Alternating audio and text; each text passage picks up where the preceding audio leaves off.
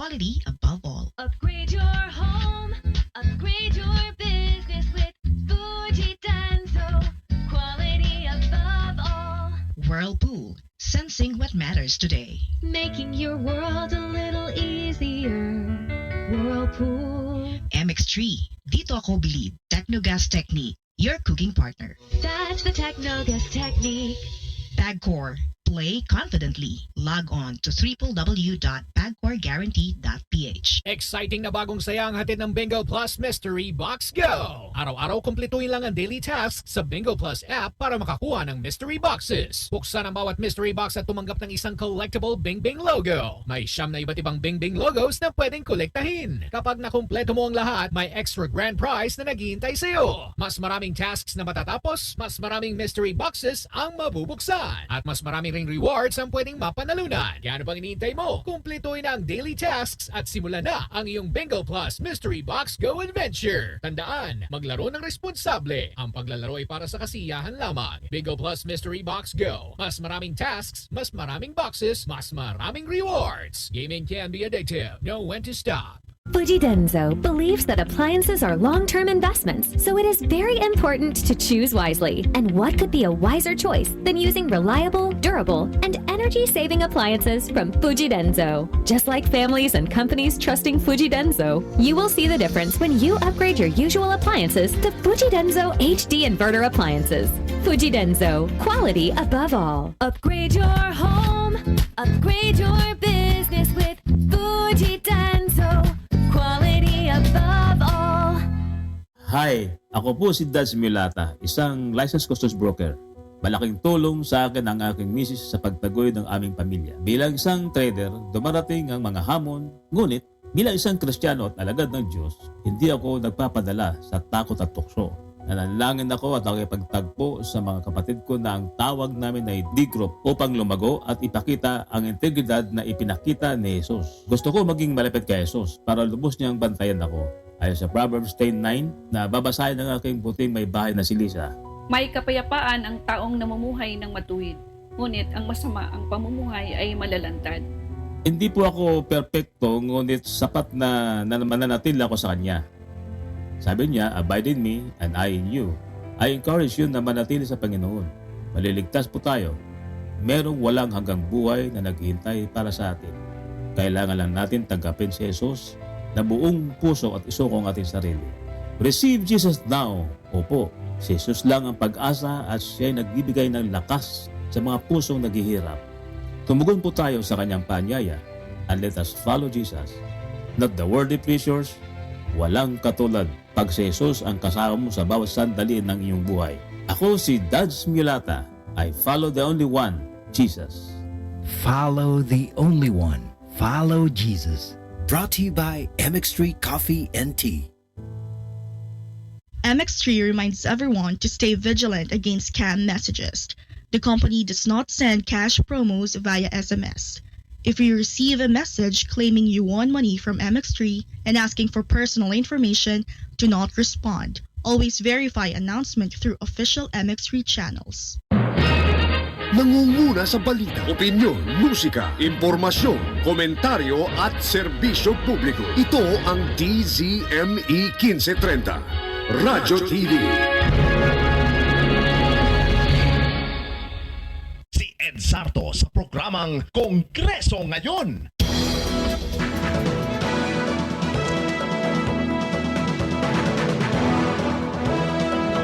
Magandang Wednesday morning. Luzon, Visayas, Mindanao, Metro Manila, unang araw sa buwan po ng Abril.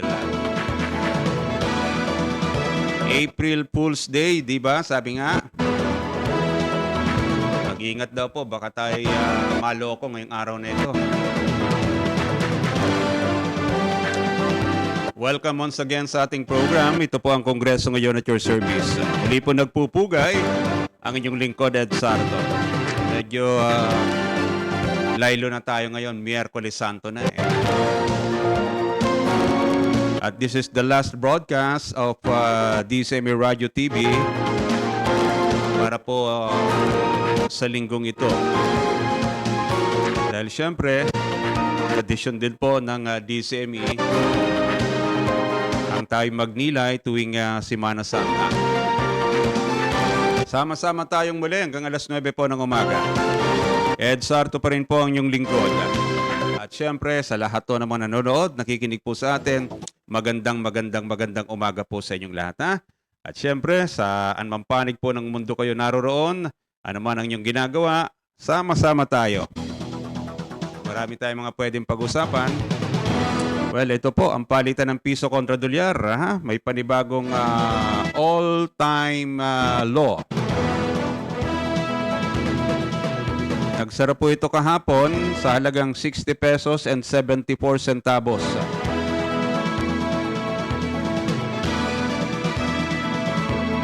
Nalagpasan pa po yung record kahapon or rather nung Monday na umabot po ng 60 pesos and 60 centavos. Ngayon po, magbubukas, ganap na alas 8 ng umaga, 60 pesos and 74 centavos.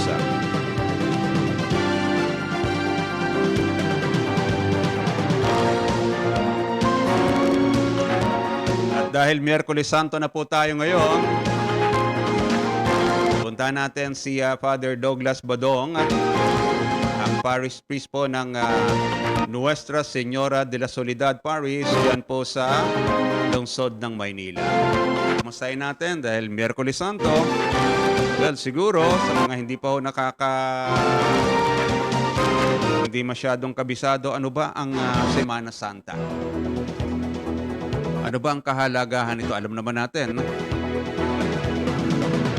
na ibinuwis po ng ating Panginoon ang kanyang buhay para matubos tayo sa lahat ng ating mga kasalanan. Kaya bilang mga tagasunod ng Panginoon, ano naman ang pwede nating gawin ngayong Semana Santa? Welcome natin si Father Douglas Badong. Father Badong, magandang umaga po.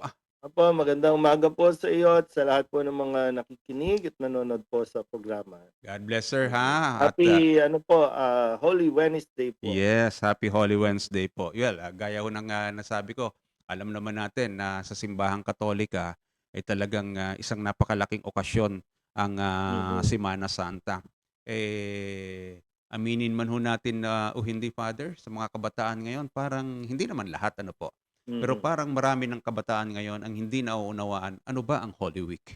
Ano nga ho ba talaga ang Holy Una Week? po siguro, hindi lang basta yung kabataan kasi maraming pamilya po, lalo na ang mga magulang, Apo? ang nawawalan ng oras sa kanila pong pananampalataya. Kaya ito po yung nakakagisnan ng mga kabataan. Kasi kung yung mga magulang po ay naging faithful, no? Halimbawa, yung mga ginagawang pabasa, pagbibisita iglesia, kapag ito po ay nakamulatan ng mga kabataan na ginagawa ng pamilya sa pangunguna ng mag-asawa, Apo. ito po ay kanila talagang naipapasa din at nagagawa kahit sa kanilang pagtanda o pagkakaroon ng sariling pamilya.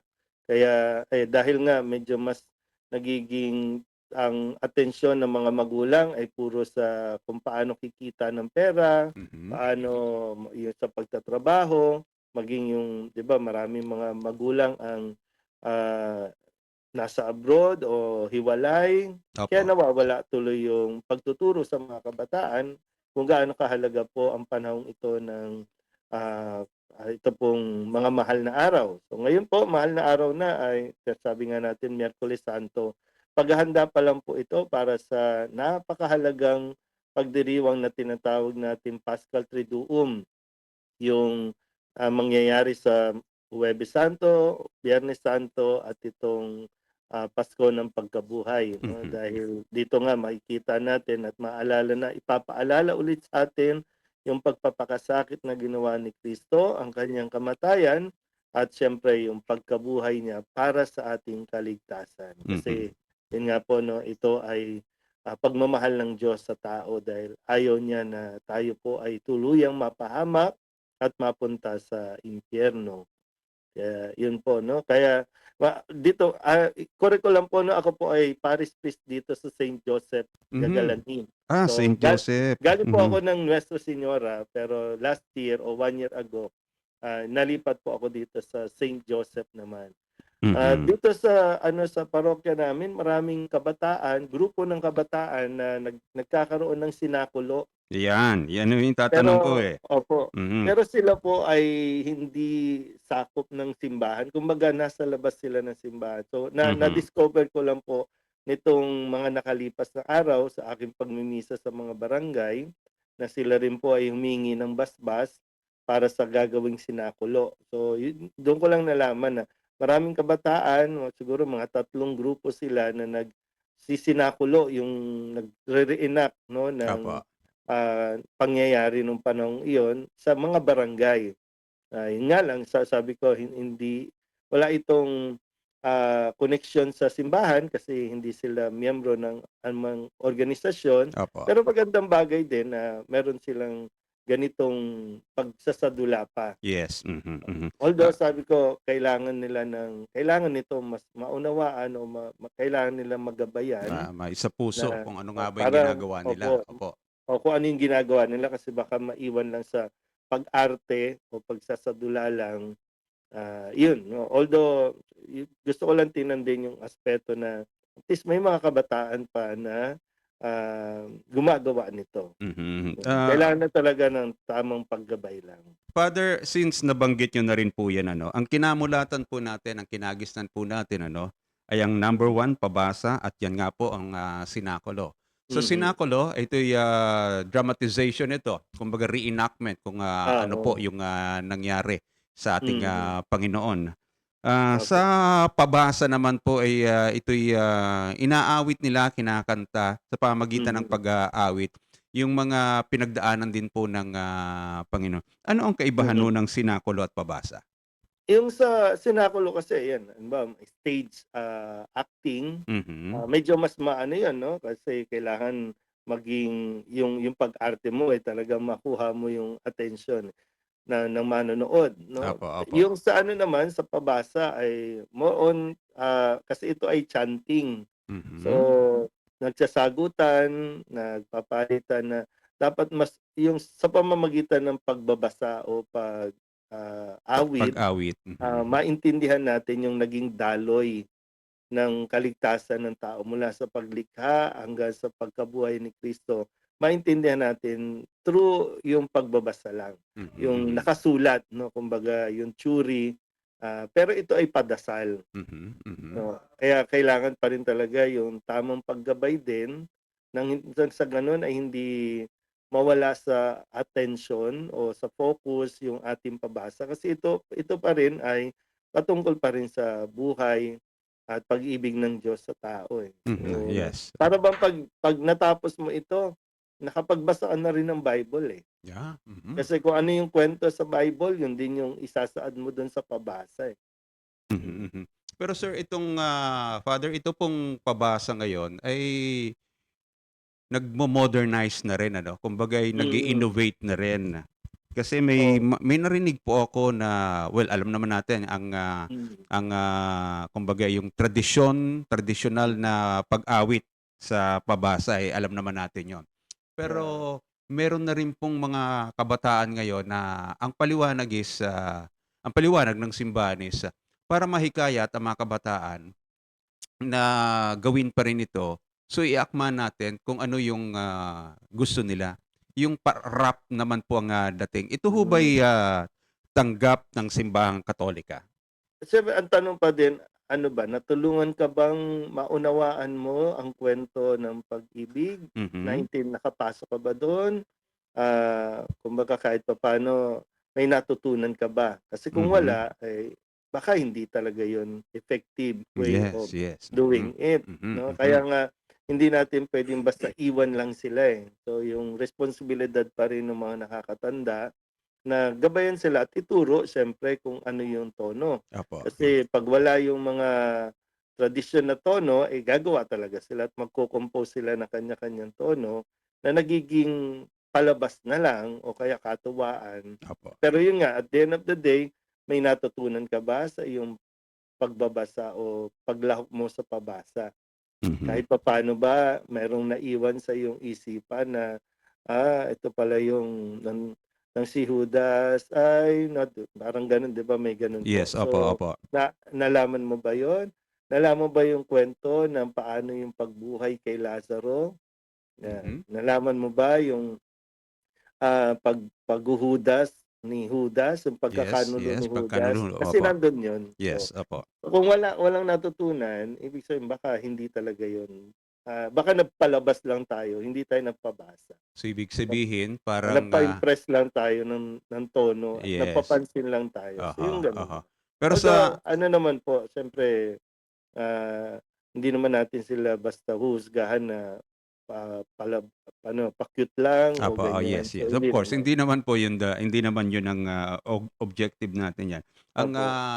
nais ko lamang po ring malaman ay kung sa obserbasyon po ng simbahang Katolika, sa tingin niyo ho ba'y nakatulong yung pagbabago rin natin, pag-akma din natin sa kasalukuyang panahon, yung mga kagaya ng sistema ng pabasa, Sa ngayon kasi talagang kailangan natin muling imulat suriin. yung mga Katoliko sa Mhm. ganitong gawain eh. Kasi Aha. nga, gaya ng nasabi ko kanina, masyado na tayong komersyalismo, Mhm. masyado tayong abala sa maraming bagay. Kaya nga isang biyaya na rin itong krisis na nangyayari sa atin para Oho. mapaalalahanan tayo, no? Kailangan natin magbalik. Aha. At hindi tayo, kasi dati, di ba, pag panahon ng Kwaresma, nasaan ang mga Katoliko? Nasa mga pasyalan kasi Yeah. bakasyon. Mhm. So, hindi po ito bakasyon para gumala. Ito po Mhm. ay bakasyon para magkaroon ka ng oras naman para sa Mhm. Panginoon. Mapagnilayan natin yung sino ba tong Kristo na naipako sa krus, di ba? Apo. So, ang bakasyon na ito, kaya may bakasyon ay dahil sa mahal na araw. Mhm. So, hindi tayo pinalalayo, kundi dapat mas lumapit tayo. Kaya nga, sabi ko nga, blessing na rin, mahal ang gasolina, wag na kayong gumala. Punta kayo ng simbahan na malapit sa inyo. Aha. Parang ganun po. Sir, ito pong bisita iglesia, isa ito sa mga aktibidad na ginagawa po ng mga pamilya. Ano po? Ano ba dapat ang ginagawa sa bisita iglesia? Ito ba'y pumupunta ka lamang talaga ng simbahan, magdasal? Ano ba? Ano ho ba talaga?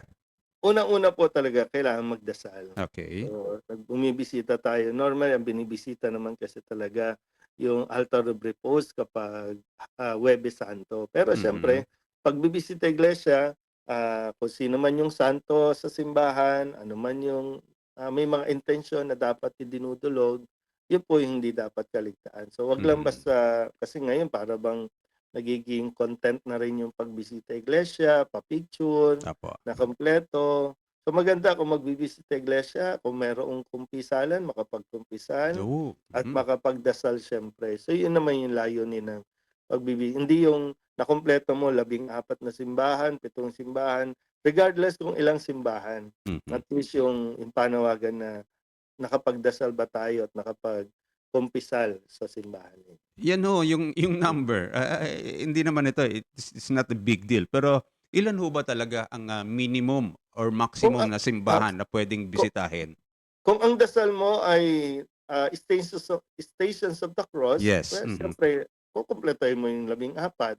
O Talaga. kaya naman, pwedeng sa bawat simbahan, dalawa-dalawang station. So, depende po sa kung ano yung dadasalin mo. I see. O pwede naman bumisita sa 3, sa 4, and then mag-o-offer ka ng special intention. So, yung ganun po. Kasi yung magbibisita iglesia ka, kung mas matindi yung sakripisyong gagawin mo, maglalakad ka lang. Kung hindi naman, pwede kang magsasakyan.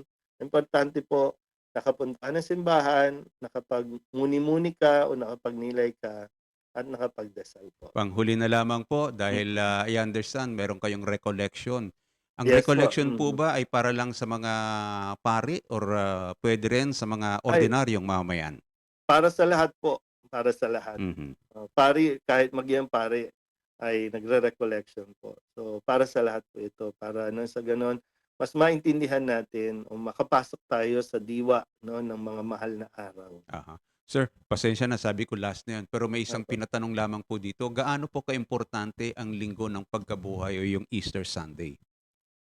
Ang mahalaga kasi, di ba, yung nagpakasakit, namatay, kung tayo mananatili lang doon, parang hindi pa tapos. Aha. So kailangan natin mabuhay. I-celebrate At yun muli ang gagawin ni pagkabuhay. Cristo. Kaya itong mga pagsubok na pinagdaraanan natin, hindi lang kailangan mong ipagpatuloy kasi baka maiwan ka lang sa hirap. So tandaan natin na sa bawat pagsubok may pagtatapos yan at ang tapos niyan pagkabuhay. I see. Okay, with that, Father, maraming salamat po sa inyong panahon. Baka po may parting words kayo sa ating mga tagapanood at tagapakinig. Go ahead po. Yan po, samantalahin po natin ang pagkakataong ito. May krisis po na pinagdadaanan ng maraming tao, hindi lang po tayo. Mas maswerte pa tayo, wala pa tayong mga bomba na nararanasan. Pero nawa ay sama-sama tayong magdasal po sa mga panahong ito. Sa Panginoon lang po tayo kakapit. Yun lamang po. With that po, maraming salamat po sa Father, ha? At ingat po kayo lagi. God bless po. Salamat po. Si Father Douglas Badong, ang Parish Priest po ng St. Joseph, yan po sa Gagalangin, Tondo, Manila. Kasi yung pabasa, ito ho yung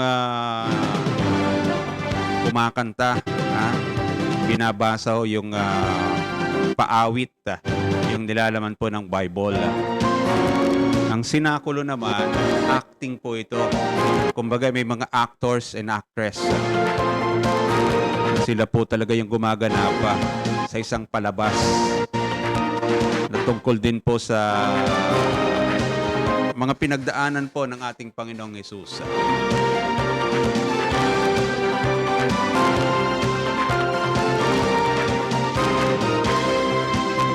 Break muna tayo, Engineer Joey. Oras po natin mga kaibigan, meron na lamang po tayong 25 segundo bago sumapit ang alas 8 ng umaga. Usapang Tagumpay. My story is inspiring. With outstanding men and women awardee and the best radio show host, Melanie Zambrano. Kasama ang celebrity doctor to the stars, Doc Nia Rodillo.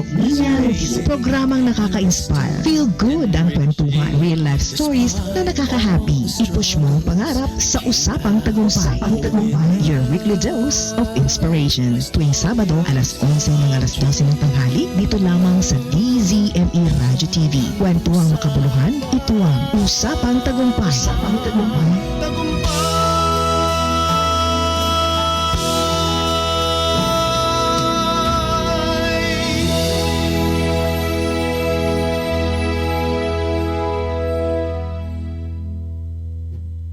Start strong with internet that's fast, reliable, and easy on the budget with Cable Link. Lightning fast internet for streaming, gaming, and work. Perfect for speed seekers.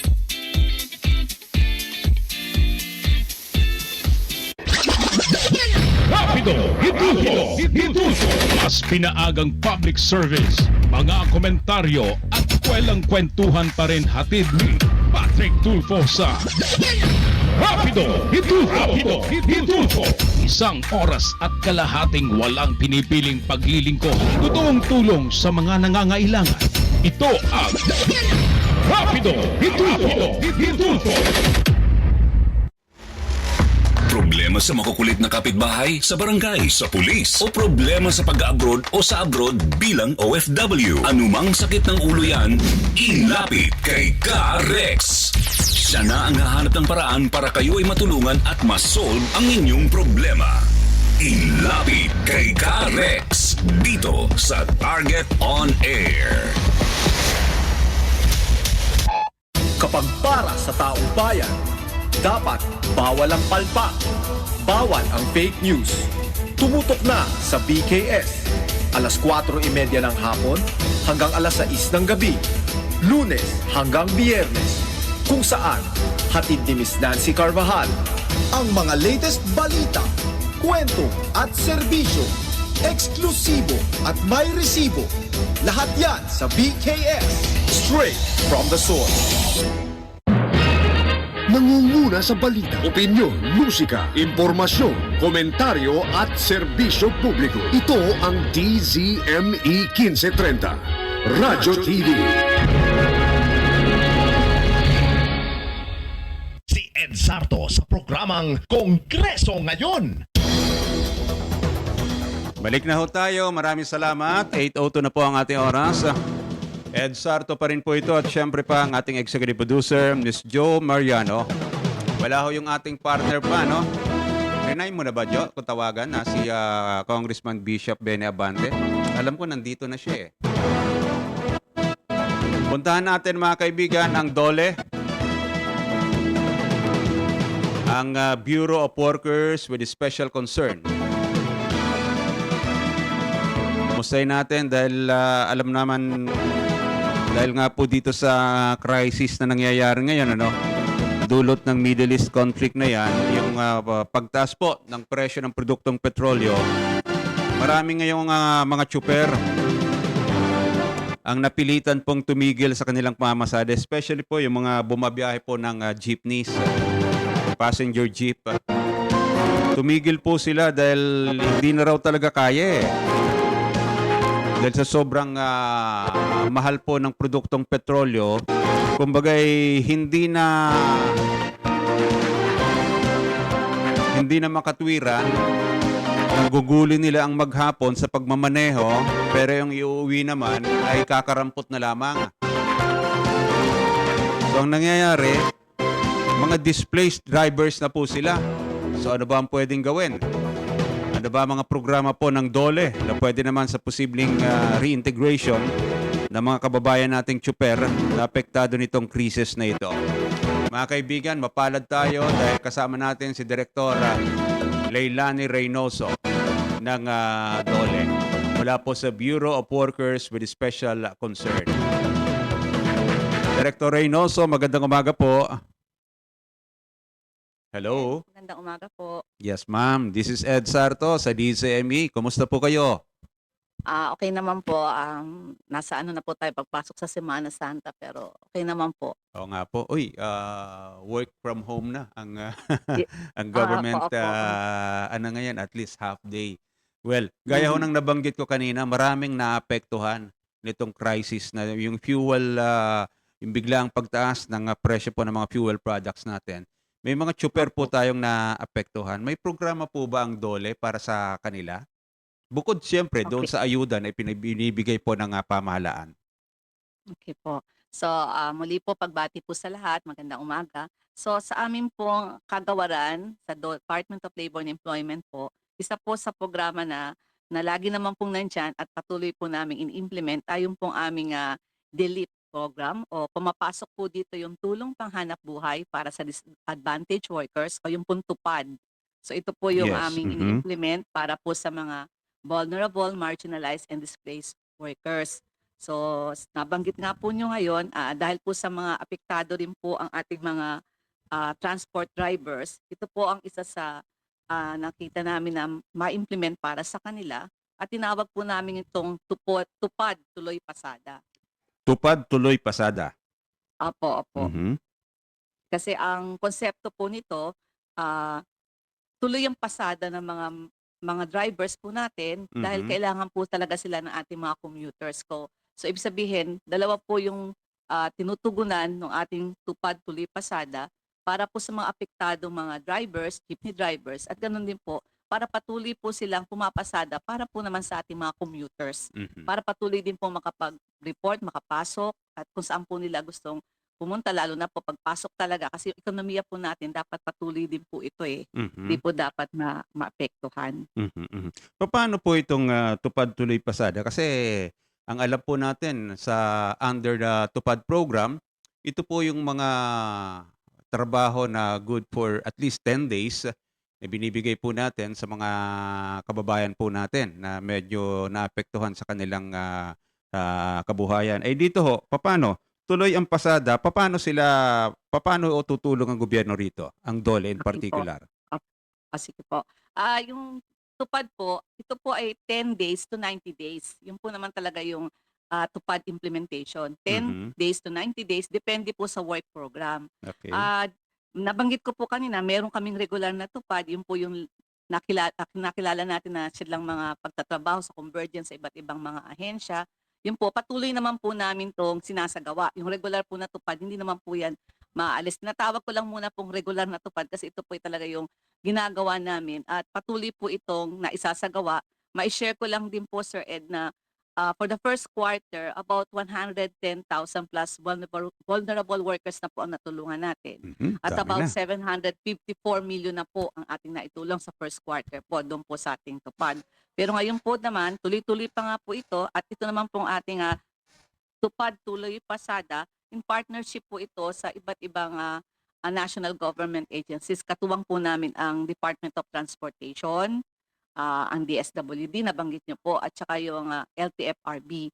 At kasama din po siguro yung mga LGU natin. So sa usapin po ng, di po ba nakapagbigay na po, tama po kayo, nakapagbigay na po ang DSWD, nakapagpasimula na po sila ng Through pagbibigay ng AIX, kanilang mga subsidy. Opo. Nagbigay po sila So, ng tuloy lang, 5... yes po, tuloy-tuloy lang po ang DSWD sa kanilang programa dahil ito po ay nakakatulong sa mga manggagawa, sa mga transport workers. Sa Department of Transportation naman po, katuwang po namin sila, particularly sa mga PUB drivers, para po, kasi medyo mataas na po talaga yung presyo ng gasolina, tapos may mga boundary pa po. Kung titingnan, binanggit nyo po kanina, halos wala nang matitake home yung mga drivers. So kung sa tupad po, ito naman po yung kahit papaano makakatulong sa kanila, though it's minimum wage, kasi ang binibigay naman po sa tupad, cash for work na minimum wage, in the prevailing minimum wage sa mga regional regions natin. So kung nagpasada po sila, yun lang po ang work program na kasama dito eh. Patuloy lang po silang mag-provide ng transportation services. Ibig sabihin, patuloy ang pasada. Okay. Nang sa ganun po, may masasakyan ang ating mga commuters. Pasok din po naman kung meron pa silang ibang nais gawain at maisama doon sa kanilang work program na importante o makakatulong din sa kanila. Example din po yung mga repair works or services. Baka merong maalam din sa kanila na nagmimekaniko, yun po. Pero pangalawa lang po yun. Ang pinakapangunahin po nilang magiging gampanin sa work program is to continue provide the provision of transportation services. Ayun. And sa pagpasok po, pagbibigay po nila nito, meron naman po talaga monitoring at pagbabantay din dahil alam naman niyo po yung tupad talagang ini-implement natin ng maayos. Minimum wage po ang matatanggap ng bawat drivers, opo, mga PUV drivers. So we intend na, yun po isa na sa pinag-uusapan, yung tagal. Kasi baka sabihin, baka sandali lang yan, hindi naman makatulong ng maayo o pangmatagalan. Yan po yan isa sa pinag-uusapan at patuloy na pinag-uusapan hanggang kailan, hanggang ano yung kaya. Pero more or less po, ang DOLE po, ang Department of Labor and Employment po, ay na-provide na ng 1.2 billion po para sa programang ito. Initial lang muna po ito para makatulong po tayo sa mga transport workers. Well, naintindihan ko na po na itong tupad tuloy pasada na ito ay tuloy pa rin sa pagmamaneho ang mga tsuper po natin. Ano po, pero bibigyan sila ng sweldo na katumbas po ng daily minimum wage. Like for instance, sa National Capital Region, magkano nga po sa National Capital Region? 695 na po ngayon. 695, yes. So yan po ang ibibigay nila, ibibigay ng DOLE dito sa mga... Bilang po, times po sa number of days na magtatrabaho po sila.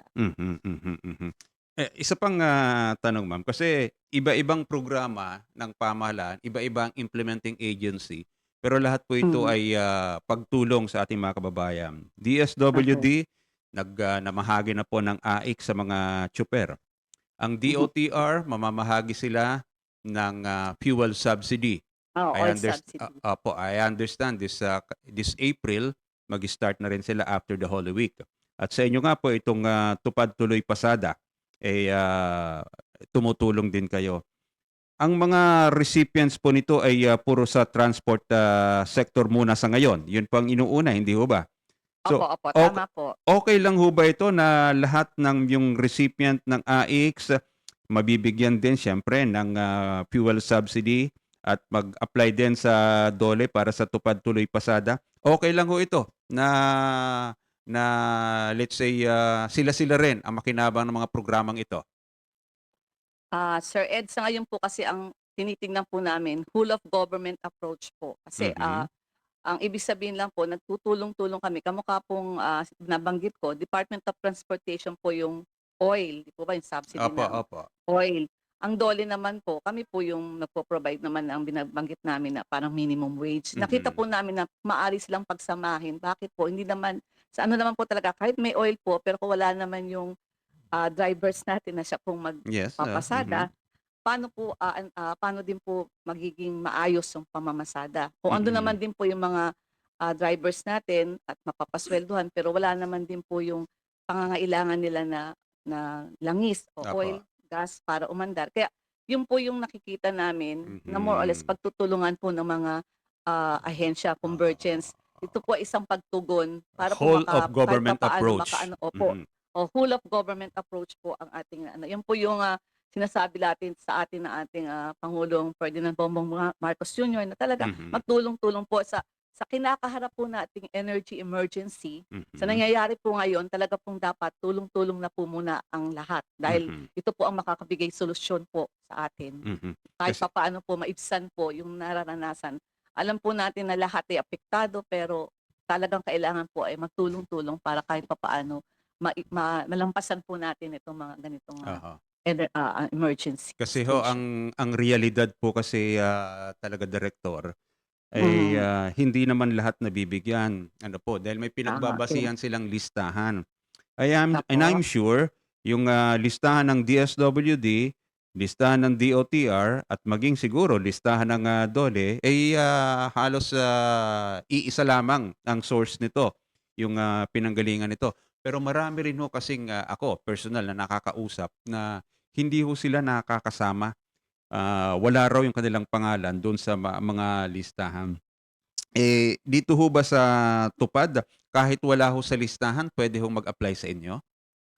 Ang atin pong ginagawa, pwede naman po kasi binanggit ko po, dalawa po yung, nabanggit ko po Sir Ed, diba, may dalawa naman pong track. Sabihin po, yung isa po, yung regular namin tupad, at yung isa lang nga po ay yung medyo pangtulong, yung tupad tuloy pasada para sa mga transport workers. Maari pong pareho pwede pong mag-apply kasi meron pong dalawang sitwasyon na nakikita po namin dito o matutugunan. Yung isa po, mga transport workers sila, driver sila, na meron, minsan po kasi merong sasakyan, yung po nakita, may mga merong silang pag-aari na sasakyan pero hindi rin sila makaandar dahil hindi rin po makapagpasada dahil kulang din naman yung pangpasimula nila. Hindi naman sila ganong, isabihin, hindi ganong kalakihan po, pero meron silang sariling mga sasakyan na pag-aali nila, gusto nilang ipasada yon. Kaya ang habol natin, tuloy-tuloy lang pasada. For those naman po na talagang nagba-boundary lang, walang pag-aaring sasakyan or yung mga iba naman pong vulnerable groups pa rin na nais magtupad, pasok pa rin po naman sila sa aming programa. May iba lang pong mga gagawain. Sabihin, meron lang pong ibang work program na pwedeng gawain para makapasok pa rin po sila at maging tupad beneficiaries po sila. I see. Okay. So, ang sample po nun, yung sinasabi natin na mga minor and pagre-repair na pwedeng tumulong, pwede pong training pwede din po yung component ng training kasama habang nag-iintay, gusto kasi nilang makaroon din ng livelihood at saka facilitation din po sa wage employment, additional, pwede din po. Yun po pala, mabanggit ko po, ang Department of Labor and Employment Team po, meron po kaming kabuhayan program. So, pwede po doon ang ibang interesado na kunyari, meron silang mga entrepreneur skill pero kulang lang ng pangpapasimula. Meron din po ang Department of Labor na pantulong na pangkabuhayan. So, pwede po ito sa organized, pwede din po sa mga individual. At ang maaari din po malapitan ay ang aming pong mga DOLE offices. Meron po kami mga DOLE offices, di po ba, sa iba't ibang rehiyon, probinsya at distrito. At yung mga PESO po, mga Public Employment Service Office po sa mga LGU, partners po namin sila. Yung po ay patuloy, ito po ang mga patuloy na programa ng Department of Labor na patuloy pa rin po namin ini-implement kahit nasa ganito po tayong sitwasyon. Nako, talagang napakahalaga po yung mga programa ngayon ng pamahalaan para maalalayan itong ating mga kababayan. So at least ang DOLE po ay tuloy-tuloy, at least dito sa tupad man lamang ay makatulong. Bagamat hindi ho kalakihan ha. Pero ito naman po ay ito naman po ay trabaho po ito. Trabaho naman po ito at katumbas po ito ng daily wage. Opo, at saka cash for work po siya. At saka ang nagbabalidate po, patuloy po, ang DOLE po kasi implement po namin ng tupad. Nagbabalidate po kami, nagbe-verify po kami. At saka doon po sa guidelines namin ng tupad, 1 member per family lang po talaga. Isang member per pamilya. Meron po kaming pag-check dyan na talagang para yung sinasabi niyo po na baka duplication siya, tinitingnan din po namin yun. Tinitingnan din po namin yun. Kaya tinitingnan pong mabuti para more or less tama po kayo.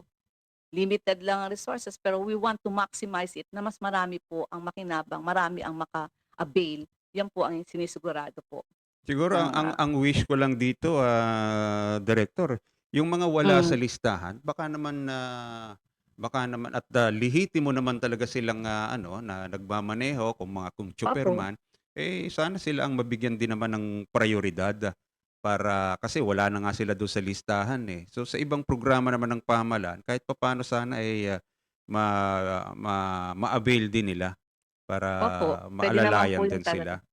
Opo. Tama po kayo doon. May make sure po natin na sa abot ng makakaya, lahat po ay, kasi yung, lagi po naman sinasabi yun inclusivity, inclusion, ibig sabihin lahat mapasama. Yes. Yun po titingnan. Pero ayaw din naman po namin mag-create ng sobrang expectation na laging sinasabi, lahat makakasama. Sa abot po, kaya ang sinasabi ko nga po, sa abot na makakaya, lahat ay makasama.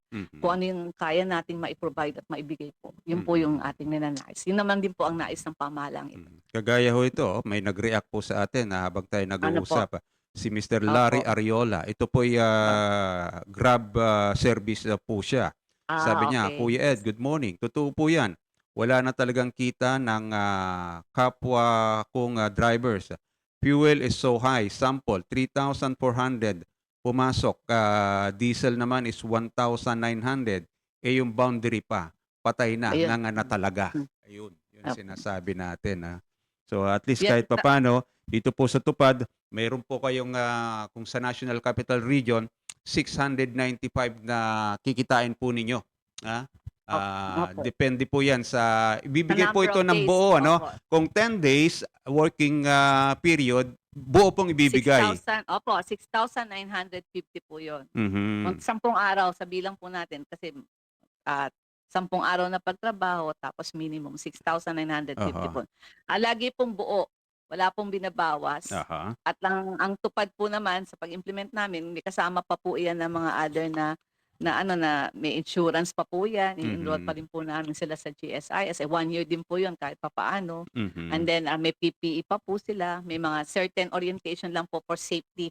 Inaayos naman po yan kung paano matanggap ng beneficiaryo. Meron po bang tumagal talaga? Meron ho ba talagang nakaka-avail ng diretso 90 days or 3 buwan?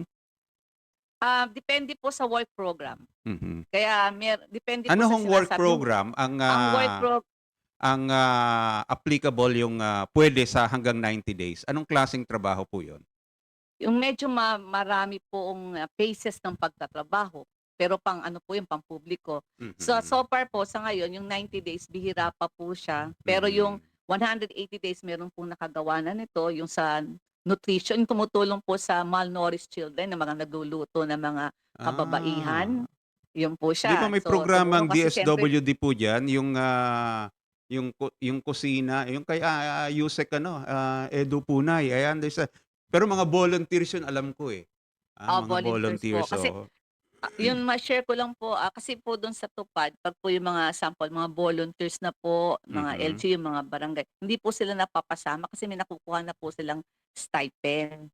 Kaya hindi na po namin napapasama yan. Hindi po sila na-include sa Tupad. Yung mga ganun po, kasi kasama po yung doon sa guidelines na pag government, tumutulong ka na sa government employees ka na, maging regular, hindi po sila pwede sa Tupad.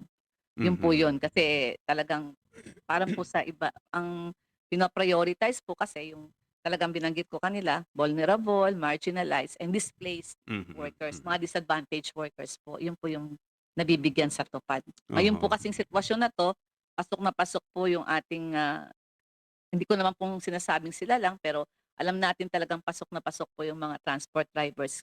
At nabanggit naman niyo po kung bakit talaga hindi na nga nila nais pumasada dahil luging-lugi na po sila. Pero sa pamamagitan po nitong convergence ng Department of Transportation, ng DOLE, ma-ensure, ang gusto po talaga natin, magkaroon ng insentibo, yung mga drivers na patuloy po na pumasada. Kasi kailangan pa rin po sila dahil may mga commuters po tayo na kailangan pumasok. O, di po ba? Kung hindi po sila magpo-provide ng serbisyo, mahirapan din po ang halos lahat. At kailangan gumalaw po yung ating ekonomiya na sa ganun, tuloy-tuloy pa rin po tayo. Tama. Yun po yun. Ma'am, may isang tanong dito. I don't know kung pwede po ninyo itong sagutin. A certain Kaga Jimenez. Sabi niya, good morning lahat po ba ng company entitled to pay wage kapag nag-work si employee preceding the regular holiday? Example, may holiday po, tapos nagtrabaho ngayon. Mhm.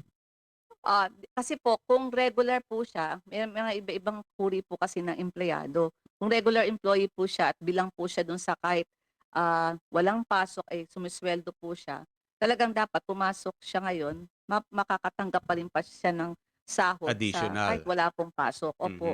May iba-iba din po kasing uri ng employees. Meron po kasing certain employees na no work, no pay. Aha. So, ganun naman po yung pumapasok po doon. Aha. Ay, hindi ko Tama. lang po alam kung saan siya pumapasok na kategorya ng Aha. pagiging empleyado. Basta't ganito Yun. na lamang po yan, ha?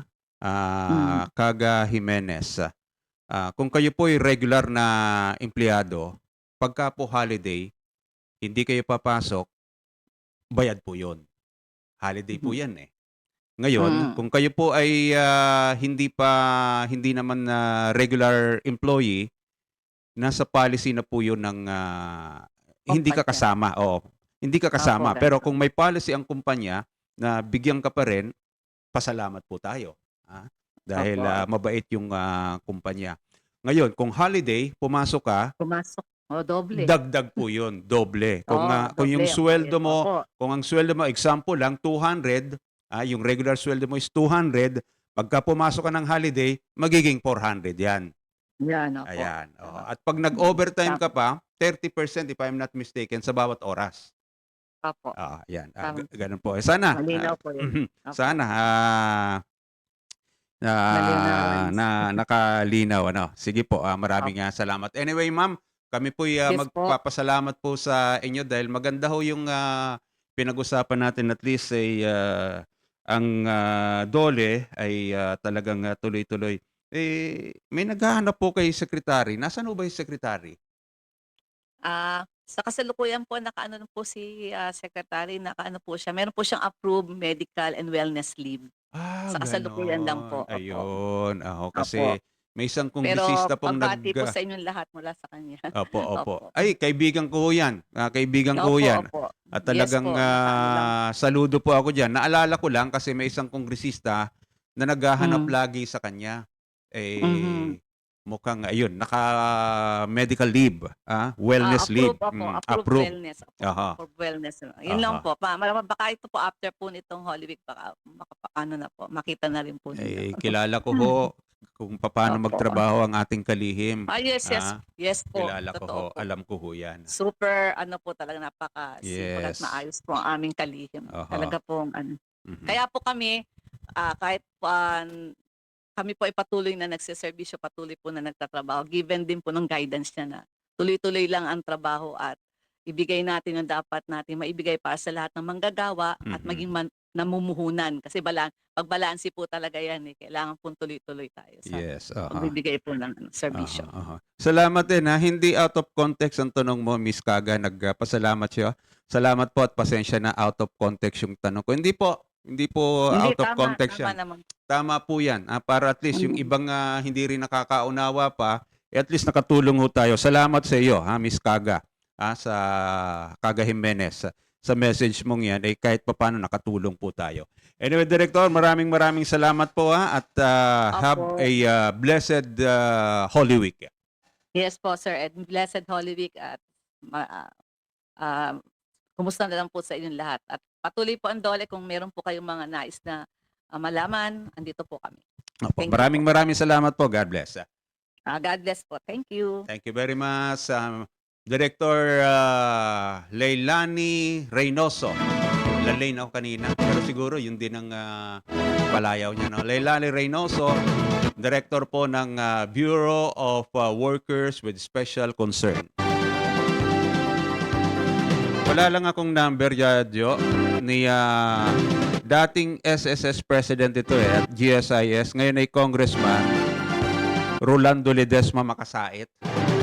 May minumungkahi siya na ito daw SSS at GSIS yung mga nagpe-pensyon ay bigyan daw po pagkalooban ng Easter Emergency Bonus.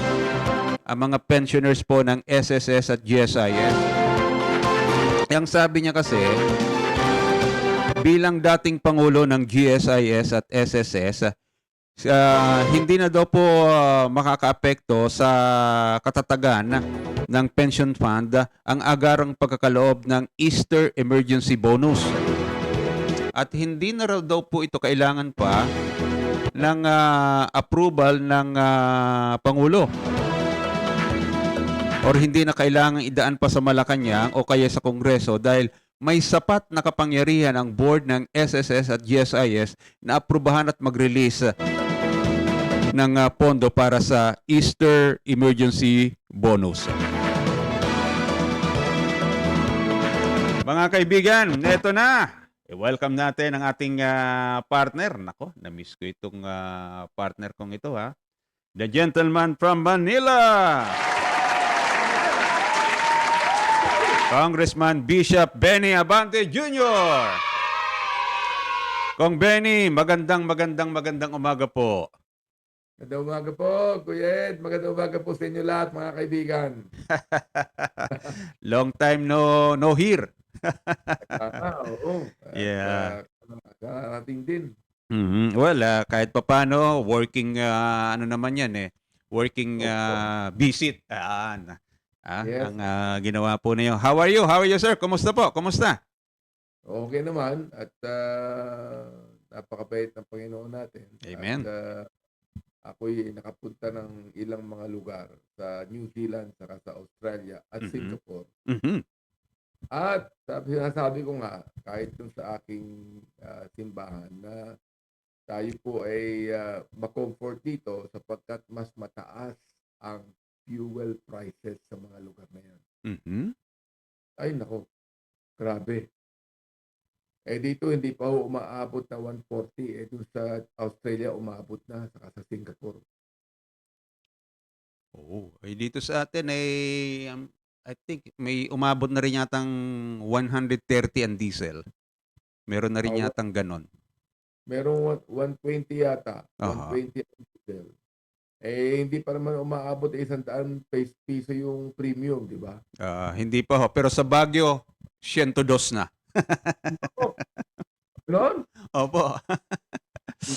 Araw-araw ho nagre-report yung aking reporter doon yung aming reporter doon Dapat lagyan na po sa Baguio ng ng tinatawag nating hindi maglagyan ng refinery pero pwede lagyan ng mga imbakan ng mga lamig. Nako. Anyway, Kong, bigyan daan muna natin ang daily devotion bago tayo magkwentuhan. Meron pa naman tayong 30 minutes sa ating program. Kaya ito po, sa mga nakikinig at nanonood po sa atin, samahan po natin muli ang ating spiritual advisor on air para sa ating daily devotion, the gentleman from Manila, Congressman Bishop Benny Abante Jr. Opo, sa Book of Proverbs po ay ating muling buksan, mga kaibigan. At babasahin po natin yung verses 26 and 27. Ito po ang nakalagay. In the fear of the Lord is strong confidence, and his children shall have a place of refuge. The fear of the Lord is a fountain of life to depart from the snares of death. Ang ganda po na sinasabi dito ng banal na kasulatan, mga kaibigan. Dalawang klaseng fear po yan. Either po na matakot tayo sa mga nangyayari ngayon, sa wikang English, we cower in fear because of what's happening in the world today, at magtago tayo at maguluhan tayo, magulumihanan po tayo, or we would rather have the fear of the Lord. Sabi po dito, in the fear of the Lord is a strong confidence. Magkaroon po tayo ng tunay na takot sa ating Diyos. Sapagkat, look, wala pong natatago sa ating Panginoon. Kahit na po ang digmaang ito at ang mga tinatawag nating mga oil prices o high prices, alam po ng Panginoon yan. At ipinahintulot niya mangyari yan, unang-una, upang turuan po ang mga taong mga pasaway. O tulad po ng Iran. Matigil na po ang kanilang tinatawag na terroristic activity na kung hindi po yan ngayon bibigyan ng pagkakataong mawasak, mga kaibigan, dapat nung araw pa, lalamunin po nila ang maraming mga bansa. Ang unang-una po niyan ay doon sa Middle East. Pero lalamunin po nila ang maraming mga bansa sa pamamagitan ng pagsuporta sa mga terroristic activity na nandun sa mga bansang yan. Alam niyo po naman, ang mga kaibigan niyan, Hezbollah, Lebanon, Houthi, Yemen, pati po China, nakikisama po dyan, mga kaibigan. O yung pang wala silang tinatawag na moralidad, hindi tumitingin sa morality ng mga bagay-bagay. Nakakalungkot po kapag ang isang leader po ng bansa ay walang kinikilalang morality. Wala rin pong kinikilalang karapatang pantao yan. Wala rin pong kinikilalang tinatawag na respeto yan, mga kaibigan. Ngayon, ang gusto po nila, matakot po ang tao sa kanila, kabahan, maguluhan, sa pamamagitan ng paghawak ng tinatawag nating langis, o paghawak ng mga ballistic missile, inong isang araw lamang ay talagang winasak ng US at ng Israel sa pamamagitan ng mga bunker bombs, ang mga missile nila sa Isfahan, mga kaibigan. Can you imagine? Ang tanong, saan gagamitin yan? Kaya mga kaibigan, either na tayo ay matakot sa mga bagay na yan, and sa wikang English nga, we cower in fear, or matakot po tayo sa Diyos na alam po ang nangyayari. At kahit kailan, mga kaibigan, ang takot po natin sa Panginoon ay nagbibigay sa atin ng napakalakas na kumpiyansa. Strong confidence. At ang sabi po dito, His children, ang kanyang mga anak, mga kaibigan, ay makakasumpong din ng tinatawag natin na safety or refuge. Refuge, mga kaibigan. Alam natin na maraming mamamatay po dito. Pero nakikita po nyo naman, ang karamihan ng mga namamatay ay mga terrorist. Meron ding mga namamatay doon sa kabilang panig na mabubuti, mga kaibigan. Talaga pang ganyan po ang digmaan. Therefore, ang advice ko sa lahat, tulad po ng sinasabi ng salita ng Panginoon, let us have the fear of God. Ang sabi, the fear of the Lord is a fountain of life. A fountain of life. Ito po ay tinatawag nating tubig ng buhay, mga kaibigan. O tubig na buhay. Yan po ang fear of the Lord. At sa pamamagitan po ng ating Panginoong Jesucristo, na ngayon ay ating kino-commemorate ang kanyang kamatayan, Holy Week po ngayong linggong ito, upang ipaalala po sa buong sambayanan na ang kamatayan po ng Panginoon ang siyang nagbibigay ng kaligtasan sa lahat. Ang kamatayan po ng Panginoon na nagbibigay po ng buhay na walang hanggan doon sa mga sumasampalataya po sa Kanya. Kinakailangan po sumampalataya tayo sa Kanya. Kinakailangan po tanggapin natin siya sa ating puso na ating tagapagligtas kung nais po natin magkaroon ng tunay na kapayapaan, ng tunay na takot sa Diyos, at ng tunay na kumpiyansa ng buhay. Yan po ang itinatakda ng salita ng ating Panginoon ngayon. Kaya ito pong commemoration na ito ay hindi lamang po upang makita ng mga tao ang ginawa ng Panginoon, kundi makita po ng tao na ang Panginoon po ay nag-iimbita na sa kanyang kamatayan, sa kanyang pagbuhos ng kanyang dugo na siyang nagsisilbing kapangyarihan para tayo patawarin sa lahat ng ating kasalanan, sa kanyang pagkabuhay ng muli na nagbibigay po ng pag-asa sa bawat isa.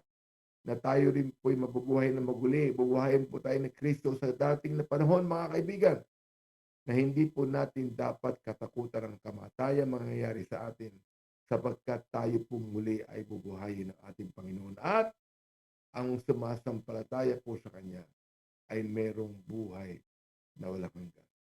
Kaya mga kaibigan, ito pong salitang ito ay dapat na tanggapin po natin ng buong puso sa ating buhay. The fear of the Lord is very important. At kung lahat po talaga ay may takot sa Diyos, mga kaibigan, meron tayong tinatawag na strong confidence. Meron po tayong tinatawag na place of refuge. Ano po? Di lang yan. Meron tayong tinatawag na tubig na buhay. Kung meron tayong takot sa Diyos, sapagkat tinanggap natin si Jesus sa ating puso na ating tagapagligtas at Panginoon ng ating buhay. Kaya ayan po, napaganda po ang sinabi ng salita ng Diyos. Kaya manalangin po tayo, dakilang Diyos, lumalapit po muli kami sa inyo, Panginoon. Ngayon po, O Lord, na nagkagulo ang buong mundo, bigyan niyo po kami ng kapayapaan. Ngayon po, O Lord, na marami natatakot sa mga maaaring mangyari, bigyan niyo po kami ng takot sa Diyos na nagbibigay ng strong confidence sa amin. Salamat po sa amin sa kapakinig, kakapanood, Panginoon. Hinihiling ko ang pag-iingat niyo sa kanila at ibigay niyo lahat ng aming mga pangangailangan kahit po sa panahong ito na tumataas po mga bilihin. Salamat po sa inyong pagpapala at biyaya po sa amin, O Panginoon. Pagpalain po niyo ang aming programa sa pagkakataong ito. Ito po ang aming dalangin sa pangalan ni Jesus. Amen at amen. Magandang umaga sa inyo mga kaibigan. Pagpalain po kayo ng ating Panginoon. Maraming salamat po, Bishop.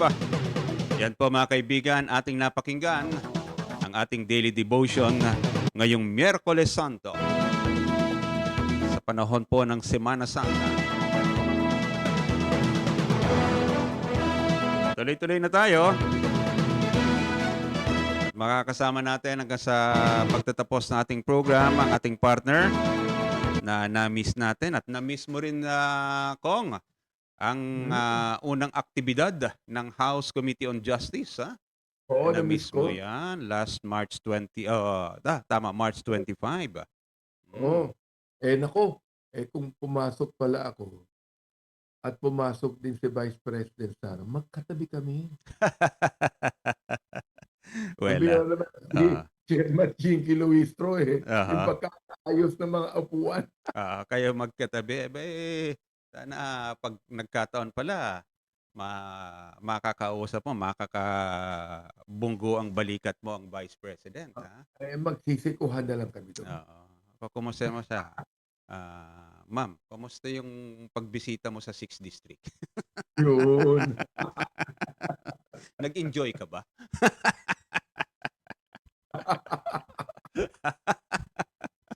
Ay, naku. Ay, talagang buhay, oo. Anyway, Kong, papasukin ko lang itong ulat na ito, may mga pagbabalita tayong naka-standby. Si Neil Miranda, Quezon City LGU. Muli daw pong nagpaalala na huwag baliwalain ang mga kagat o kaya'y kalmot ng hayop. Pakinggan natin ang balitang ito. Yes, Neil. Magandang umaga. Yes, good morning, sir. Muli ngang nagpaalala ang Quezon City Local Government sa mga residensya sa lungsod na huwag baliwalain ang kagat o kalmot ng hayop. Ayon sa Quezon City LGU, hindi umano biro ang makagat o makalmot ng hayop, alaga man nila ito o hindi. Kinakailangan umanong agad magpakonsulta sa pinakamalapit na ospital o Animal Bite Center sa kanilang lugar. Ang sinumang nakagat o nakalmot ng hayop, ito ay upang kaagad na mabigyan ng agarang lunas. Ang Animal Bite and Treatment Center sa lungsod ay bukas mula Lunes hanggang Biyernes mula alas 8 ng umaga hanggang alas 4 ng hapon. Kabilang sa maaaring puntahan na mga nakagat o nakalbutang hayop, ang Animal Bite Center sa Barangay Katipunan, IBP Road, Batasan Hills, Socorro, Tatalon, Kaligayahan at ang Tandansora. Mula sa Quezon City, ako si Neil Miranda ng DCME Radio TV. Maraming salamat sa iyo, Mr. Neil Miranda. Punta naman natin si Mr. Tony Hildo. Mga doktor sa Veterans Memorial Medical Center nagsagawa ng medical mission para sa dating mga military personnel na nakakulong sa NBP. Yes, Tony G. Magandang umaga. Kaya ngayon nagsagawa ng kauna-unahang medical mission ang mga doktor mula sa Veterans Memorial Medical Center sa pangunan ng kanilang medical director Dr. Paul Robin Galvez para sa mga dating military personnel na nakakulong sa New Bilibid Prison sa Muntinlupa City. Ang outsource mission na ito ay bilang tugon sa pangangailangan sa pangangalagang pangkalusugan ng mga retiradong miyembro ng military na nakakulong sa NBP. Sinabi ni Bucor Director General Gregorio Pio Katapang Jr. na mas madalas na gaganapin ang medical mission na ito para palakasin ang atensyong medikal sa mga dating sundalo kahit sila ay nakakulong. Sa 31 ex-military officer and personnel na nakasalukuyan nakakulong sa NBP, 21 ay mula sa Philippine Army, siyam ang dating Marines at isa naman ay mula sa Philippine Air Force. Ang mga bilanggo na ito ay inilagay sa iba't ibang antas ng seguridad sa loob ng bilangguan. 11 ang nakatira sa maximum security compound, 8 ang nasa medium security compound at 4 naman sa minimum security compound. Samantala sinabi naman ni Superintendent Maria Cecilia Villanueva, Director for Health and Welfare Services Chief ng NBP Hospital, isang 73 anyos na dating opisyal ng Philippine Army ang nasawi noong linggo at nakatakdang sa gawang autopsy upang matukoy ang sanhi ng kanyang pagkamatay. Ako si Tony Hildo nag-uulat para sa DZM Radio. Maraming salamat sa iyo, Tony Hildo. Si Kabalen Romy Baredo, 1,038 pamilya ng Kapampangan OFW na apektuhan ng krisis sa Middle East, tumanggap na ng tulong mula sa DSWD. Yes, Kabalen. Go, go, go. Ito yung pangkabuhayan na apektuhan ng ongoing conflict kay tumanggap ng financial at food assistance mula sa provincial government. Pinangunahan ni Governor Lili Pineda ang pamamagi ng 4,000 pesos at isang sako ng bigas sa bawat beneficiary sa isang maikli programa sa bayan ng Mexico. Ang cash assistance ay naisource ito mula sa DSWD.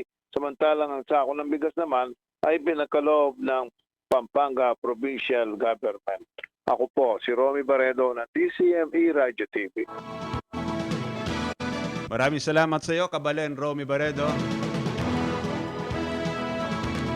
Alas 8:45 na po ang ating oras. Tabayanan lang natin si Kuyang Jonathan Llanes. Balikan natin si Kong Benny. Kong Benny, April 14 ang next hearing, pero mukhang si Speaker Bogie D ay nag-schedule din ng mga public hearings ng a total of 13 committees na ang pag-uusapan ay puro solusyon dito po sa problemang kinakaharap natin dahil po sa pagsiklab ng kaguluhan dyan sa Middle East. April 8, if I'm not mistaken, ay may mga special meeting na gagawin po yung mga 13 komite. I'm sure meron doon mga miyembro ka sa ilang komite na yon. Kong. Yeah. Sa appropriations, yan. Kasama ang appropriations, ways and means, trade and industry, labor and employment, nandiyan din ang economic affairs, ang overseas workers affairs, and some other concern committees. Mukhang Opo. ang gusto ni Speaker Bogie D na sa mga meetings na yan ay present na lagi ang executive department para mabilis yung pagbalangkas ng batas na kakailanganin na Kong. Sapagkat lumampas na ang time limit na binigay ni Donald Trump sa isang buwan. Oh. April na ho ngayon. Opo. Sabi ko nga po kagabi sa aming meeting. Opo. Ngayon pa lang magpapadala ng mga ground forces ang US. Oo. Papunta na ron sa... May dumating na po. May dumating na. May nabasa ko. May dumating na sa Iran. Mukhang uunahin po nila ang Kars Island kung saan nandoon talaga yung mga imbaka ng mga langis. Opo. Mga tinatawag nating mga pipeline. Opo. Pero ang problema po dito ay walang sasama na mga allies ng US. Nagagalit na nga siya eh. Kumuha kayo ng sarili niyong langis. Oo. Talagang nagagalit sa NATO. Wala pong sasama sa ground forces. Bakit kaya? US lang po ang gagawa niyan. Ngayon, pag ginawa po yan, hindi lang umabot ng 2 buwan yan sapagkat protracted war na po yan eh. Nakita nyo na ang Israel din hindi rin po sasama sa ground forces. Ang nangyari niyan, ang sistema niya mga kaibigan, kasama ang Yemen, kasama ang Pakistan. Sa mga umaatake ngayon. Sa Israel yan. Magpapadala ng mga Houthi forces yan. Opo. Marami pa yata wala na wala nang mailalabas ng Iran samantalang binasak na ng US ang kanilang mga missile sites. I don't know kung ano pang hawak ng Iran. Pero ngayon, makakakuha sila ng at least may pangilan-ilang tulong silang nakukuha. Yung grupo ng Hezbollah, grupo nga ng mga Houthi. Pero ang tinatarget naman nun ay Israel eh. Yung Pakistan mayroong mga ballistic missile ewan ko kung hanggang kailan itong digmaan ito. At habang may digmaan mga kaibigan at yan pang Strait of Hormuz talagang hindi po pinag-uusapan yan o nagkakaroon ng solusyon dyan, talagang tataas pa ang bilihin. Nako. Unang araw sa buwan po ng Abril, sinalubong tayo ng pagtaas po ng presyo ng LPG. 20 pesos po, bawat kilo ang itinaas. Wala nga pong LPG nakukuha. Yun ang problema ng iba. Ganun ho ba? Wala. Oo. Wala na po nakukuha ang LPG. Kulang na kulang daw po yung LPG. Nako, ganun ba? Tanong nga natin, Jo, sa LPGMA. Tanong mo kung makuha natin yung si Arnel T. Hindi yata siyang nakaupo ngayon. Pero siya nagsasalita tungkol dyan. Alamin natin, kumusta ba ang supply? Kasi siya yung nagsabi na posibleng umabot ng 1,500 eh. Nako, terrible. Wala ka naman pupuntahan sabihin na natin na ayaw ko ng LPG, gusto ko kuryente. Tumataas din ng kuryente. Tumataas ang kuryente. Kerosene, ganun din. Ang taas ng kerosene ngayon. Nako. Ibig sabihin, kung hindi ka gagamit ng electric, hindi ka gagamit ng mga gas burners na yan, gagamitin mo yung mga traditional na mga lutuan, gagamitin mo ng gas, magka-apoy. Nako, wala ka rin palang pupuntahan. Sabi ko nga, sa mga probinsya, pwede tayong bumalik sa kahoy uling. Pero dito sa Metro Manila, napakahirap po noon, lalo na kung nasa mga barong-barong lamang ang tirahan. Oo. Nako po, napakadelikado noon. Kaya kayong mga galing po sa probinsya na nasa Maynila nagsisiksik dito, maling na kayo doon. Mas maganda po roon sa probinsya. Alam mo, Kong, yung analysis ko parang tumama. Nasabi ko na kahit na mahal ang produktong petrolyo ngayon, marami ang magsisipag-uwi pa rin sa probinsya. Pero hindi na magdadala ng sasakyan, magko-commute na lamang. Ay mukhang yan ang Oy. yan nangyayari ngayon. Oy, bumiyahe ka ng EDSA, baluwag na. Yes, sir. Hindi na ako nag-skyway ngayon. Talaga. Pambira. Maluwag na, kapatid. Wala na traffic. Mhm. Grabe. Ang sabi ni ano sir, ni Larry Ariola, bumabati sa iyo ng magandang umaga. Ang sabi niya, kung BMA 136 na po ang turbo diesel. Nako! Oo. Ganon? Oo. Oy, doon sa Finland, kinausap ko yung preacher namin sa Finland. Aba. Alam mo ba kung magkano na ngayon ang diesel doon na equivalent sa peso? Finland, sa Finland po, 160. Eh, ang Finland naman, yan ang pinaka matahimik na bahagi ng mundo eh. Sabihin ko sa iyo, yung mga malalamig na lugar, may mga problema na yan. Kapag nagkulang ang kanilang mga gasolina dyan, walang heater. Nako. Sa atin at least, nabubuhay tayo kahit mainit. Eh, dito sa atin parang nasa labas ka, parang nasa oven eh. Pero alam mo, bilid din naman ako sa mga Pinoy. Bakit po? Ano? Bumabiyahe pa din hanggang ngayon. Yeah. Yun na nga po eh. Kasi nakalagay po diaryo na ano ba yun? Ilang libo ang araw-araw na umaalis na nagbabalik ngayong Holy Week. Well, dalawang bagay yan, sir. Parang nung time ng pandemic, kasi, di ba, na-stop ang trabaho noon. So, marami na lang nag-decide na umuwi ng probinsya kahit papano. Baka ngayon, ganun din. Especially yung nasa transport sector, na yung mga namamasada. Doon sa probinsya, makakahingi ka ng gulay kahit kaunti. Kahit na sabihin mo sa probinsya, lalo na kung may espasyo ka na pwedeng pagtaniman. Meron namang mabilis namang tumubo at mapapakinabangan ka agad eh.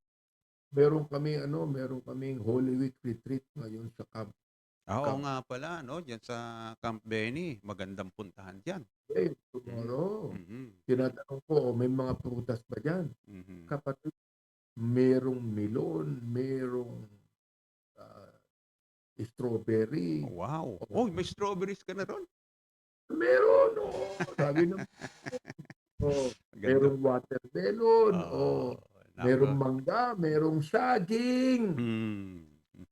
Anyway, Kong, balikan natin yan. Nasa linya natin si ang LPGMA, si Congressman Arnel T. Sir, magandang umaga po ng founder ng LPGMA. Maraming salamat, sir. Good morning, sir. Good morning. Opo, magandang umaga po. And Boss Benny, magandang umaga po.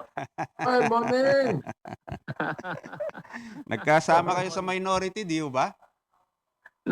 Noon pong second term ko po, nag-minority po ako noon. Yeah, naalala ko yun 16th Congress. Ay, sir, may tumaas ang LPG ngayon, 20 pesos per kilo ang itinaas effective today. May sapat ba tayong supply? Kasi may mga bali-balita yata po na parang mahirap makakuha ng LPG ngayon. Opo, meron naman po tayong sapat na supply hanggang 40 days. So hanggang middle of May ang ating inventaryo ngayon. Ang magandang balita po, kahapon nagpatawag po ng meeting ang Department of Energy. Okay. At binigyan po kami ng direktiba na ihanda yung aming mga facility dahil gagamitin po ng DOE yung National Energy Emergency ni Pangulo. Okay. Gagamitin po ng gobyerno yung mga facility po ng mga pribado para po yung mga parating pong LPG vessel na galing po ng US, Canada, and I think meron pa pong isang bansa ay gagamitin po nila yung mga storage po ng mga private sectors. Martel, Opo, bakit may sinasabi sa akin na meron daw mayroon daw mga kakulangan yung hindi makabili ng LPG. Ano ba? Opo, Nag-hoarding ba yun? yung pong gano'n, yung pong mga kakulangan na yon ay yun po yung mga tinatawag nating familiar din naman po kayo rito, yung mga illegal refiller. Kasi po Yun. ngayon, mahihirapan ho silang makakuha ngayon dahil wala po silang term contract. Ibig sabihin, wala naman silang permanenteng supply. Kaya po, yun po yung nahihirapan ngayon, yung mga nag-illegal refill ngayon. Pala, Kuya Ed. Ayun, yung mga illegal siguro, pwede nga, ano po. Pero may sapat tayo, 40 days eh. Lalong dami ngayon yan dahil sa oil prices. Hindi naman po, yun hong mga illegal refiller po ang nawala po ngayon dahil hindi po sila nabebentahan ng mga dati nilang supplier dahil nga nililimitahan yung distribution ngayon. Pero ito ang magandang balitang nakuha natin kay Congressman Arnel T. Kausap po kahapon ay kinausap kayo, yung grupo po ninyo ng Department of Energy at gagamitin ang mga pasilidad po ninyo para pag-imbakan ng mga paparating ng mga LPG supplies. Tama ho ba? Tama po yun. Start po yan ng May 15 to June 1. Darating po yung mga barko na binili ng gobyerno. At laman po niyan ay LPG. Ayun, pagka dumating po yan, sapat na po yung produkto natin hanggang July. Aha. Magkano na ho ba ang presyuhan ngayon niya? Nasa international market? Sa ngayon po, ang kahapon ho, gumalaw po yung Saudi Aramco. Galing po yan sa $542 per metric ton, naging 780 kahapon. Yan po yung official announcement ng Saudi Aramco. At tapos po yung shipping cost naman, ay umangat po ng 500% since nag-umpisa yung kaguluhan. Yan po dahil doon sa pag-angat ng mga crude oil at saka ng mga lumayo. Yung biyahe ngayon, hindi na Middle East ang kinukunan nila ngayon US and Canada na. So rati-rati po, 13 days ang steaming day, yung voyage date. Ngayon po, inaabot na po ng 60 days dahil po sa Amerika na po. 60 days? Wow. Aha. Kaya po yung darating po sa May 15 to June 1 na order ng gobyerno, ayan po yung order po nila nung March 15. So, ayan po, ganun ho katagal ang biyahe. Halos na umabot po ng 2 buwan. Kaya po yan ang problema ng shipping cost ngayon, medyo mataas. Ano po yung isang bansa other than US and Canada? Ano po yung isang source ng LPG? Alam ko po ay sa Mexico. Mexico. Oh, malayo rin. Opo, halos doon. Kasi yun po yung hindi apektado nung Strait of Hormuz. Kaya po wala ho tayong choice kundi doon kumuha. Ang gobyerno at doon ho kumuha. At that is government to government. Dinaan po nila sa ambassador po ng Amerika, Canada, and Mexico yung ordering po na yan.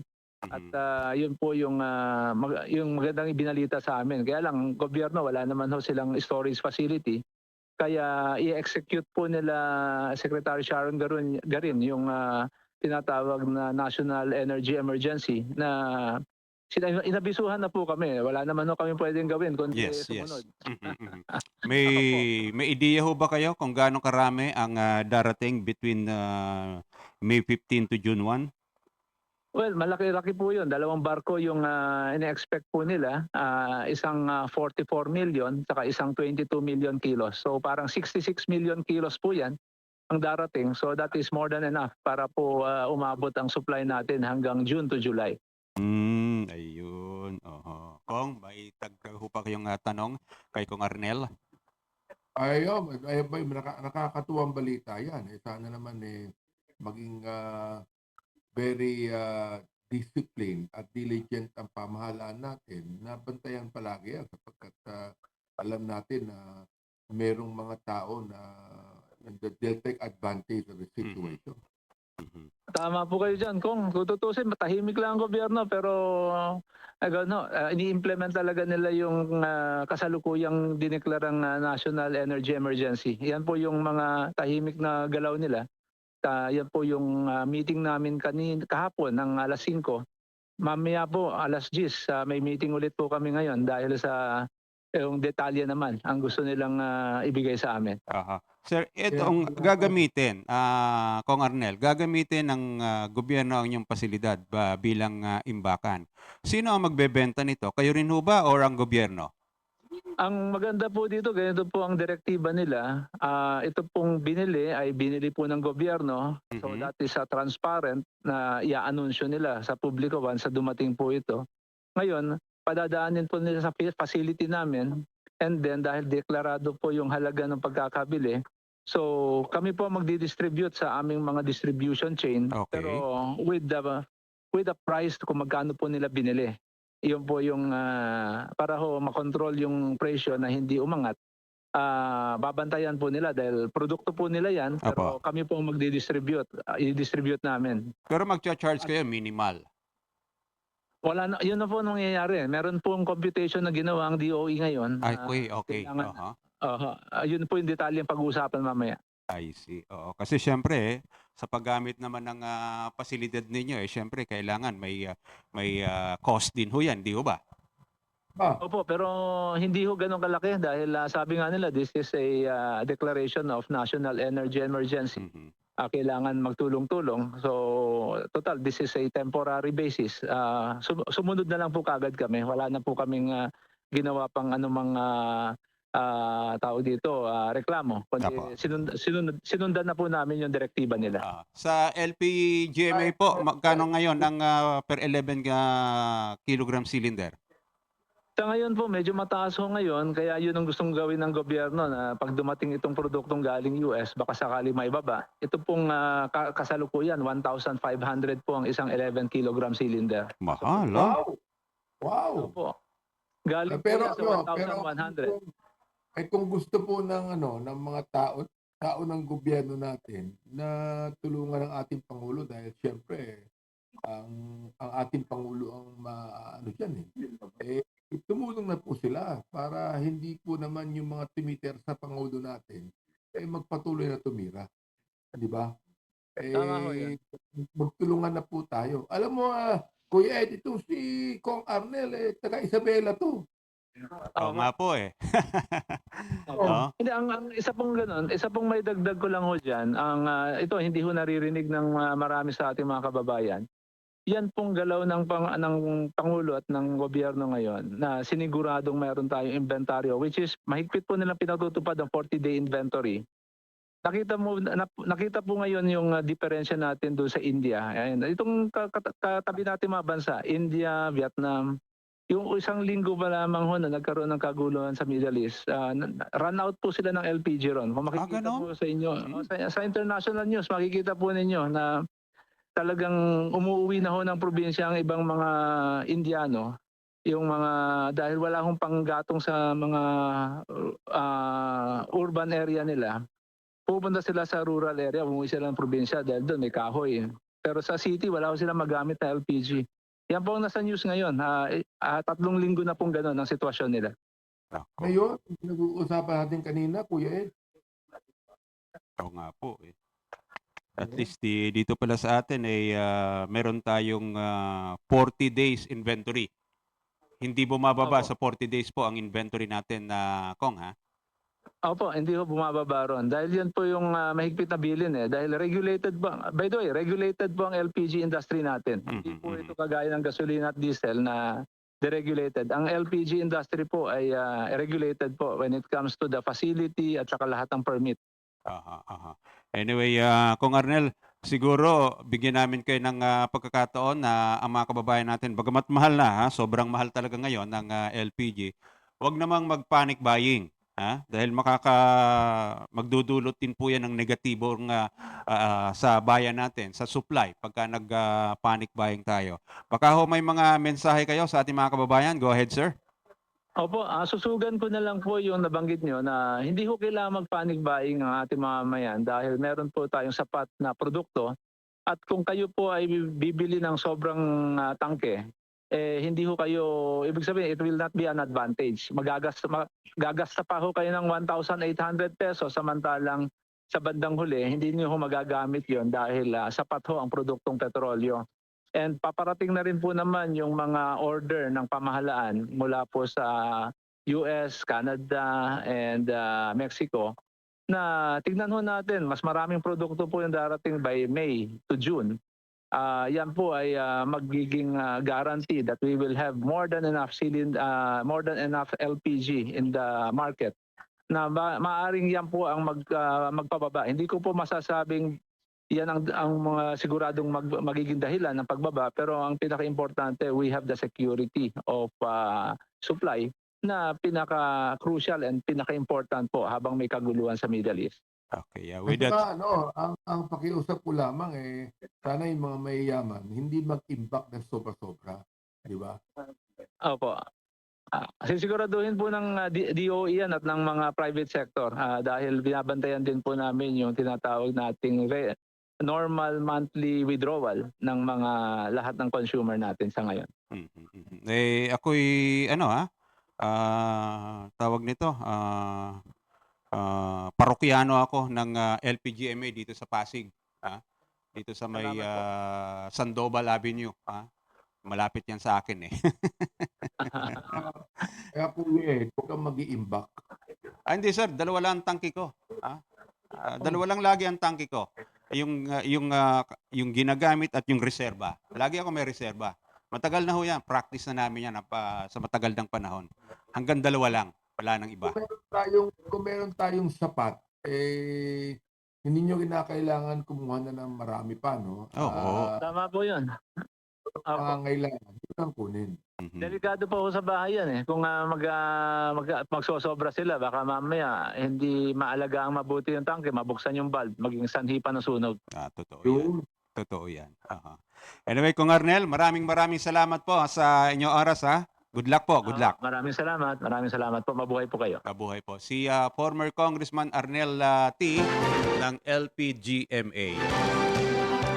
Alas 9 na po. May mga pag-uulat pa tayo. Si Jonathan Lianes, paggamit ng Quick Reaction Fund ng Baguio City, inaprubahan na daw po ng sangguniang panglungsod. Yes, Kuyang, magandang umaga. Kumusta na? Eto, magkano ang diesel at gasolina ngayon sa Baguio? Bago sa iyong balita. Parang ayaw kaya saan sabihin, baka matake si Kong Benny. Dahil as of today, naglalaro sa 140 hanggang 145. Ang lipo ng Mario Josep. Presyo ng diesel yon. Ang gasolina naman ay nasa 120, Kuyang Ed. Kaya ayoko sana i-report nun kasi baka malaglag sa upuan si Kong Benny. Grabe, ganyan nakalaki. Oo, di ba, Kuya Ed, napag-usapan natin noong nakaraang linggo. Pagka ganito yung nangyayari, parang aabot ata sa 200 kada litro eh. Nako po. Sana huwag tayong magbilang anghel. Pero magkagano man bago yung report natin, Kuya Ed at Kong Benny, magkagano man, kapansin-pansin sinabi ni Baguio City Mayor Benjamin Magalong at ng pamalapalunsod na kapansin-pansin, umabot na sa 50 to 60% ang ibinaba ng turismo dito sa ating lungsod. Bunga nga ng kaguluhan sa gitnang silangan. Magkagano man, tayo ngayon nandito actually sa Burnham Park para doon sa setup ng ating media camp, yung iniutos sa yung kansiladong pamimili ng Lucky Summer Discourse for Baguio and Benguet.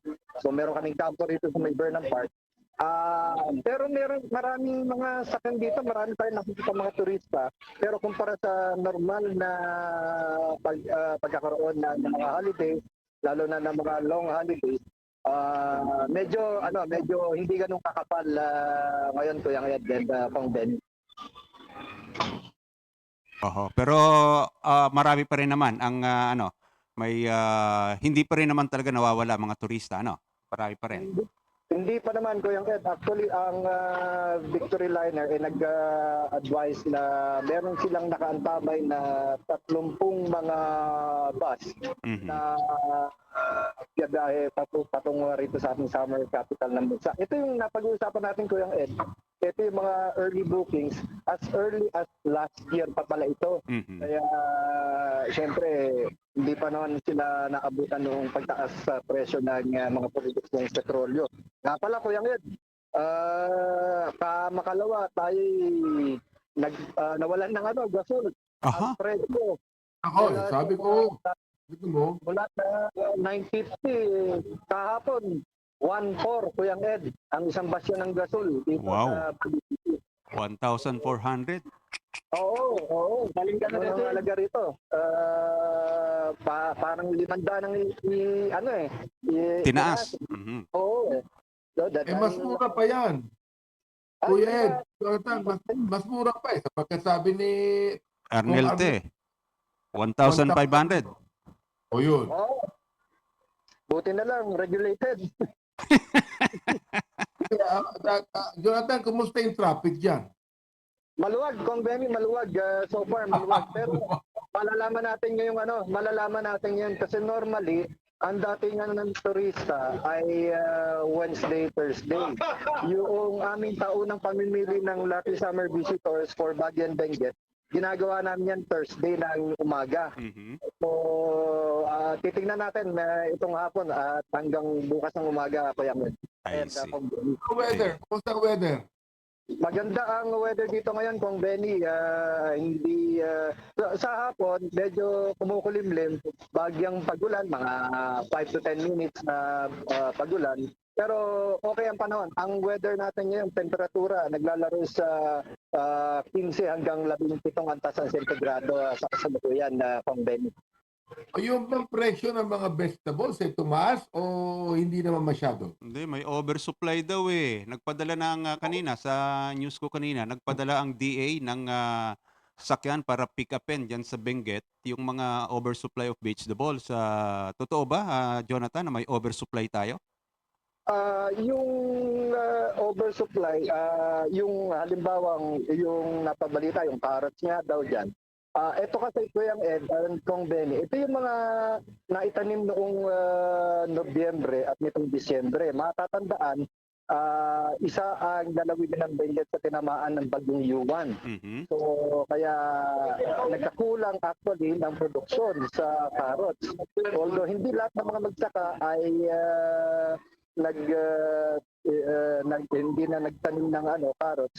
Ang kanilang naging pamalit ay itong green leafy vegetables na kasi ang carrots ay may 90 days from planting to harvest. Samantalang yung green leafy vegetables ay 45 days.